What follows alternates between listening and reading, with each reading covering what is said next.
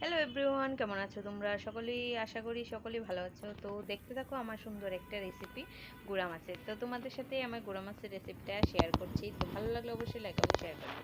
তো প্রথমে আমি গুঁড়া মাছটিকে একটু লবণ হলুদ দিয়ে আমি একটু ঝাঁকানাকা করে নিলাম। নেওয়ার পর দেখো কড়াইয়ের মধ্যে দিয়ে দিলাম সর্ষের তেল। সর্ষের তেলের মধ্যে দিয়ে দেবো কিছু কাঁচা পেঁয়াজ। তো যেটা কুচি করে রেখেছিলাম সেটা একটু ভালো করে নেড়ে চেড়ে আমি একটু লাল লাল করে ভেজে নেব। নেওয়ার পর কিছু দিয়ে দেবো বেগুন কুচি করা। কেননা আমার গুঁড়া মাছের সংখ্যা একটু কম, সেজন্য পরিমাণ বাড়ানোর জন্য দিয়ে দিলাম কিছু কুচি কুচি করে। তারপর এটার মধ্যে দিয়ে দিলাম একটু নুন হলুদ, শুকনো লঙ্কা কাঁচা লঙ্কা একটু দিয়ে ভালো করে একটু কষিয়ে টষিয়ে নেব। তো ভালো করে কষানোর পর দিয়ে দেবো গুঁড়া মাছগুলো। কেন গুঁড়া মাছগুলো ছিল অল্প, সেই জন্য আমি একটু বেগুন দিয়ে দিতাম না, না হলে খালি পেঁয়াজ দিয়ে করতাম।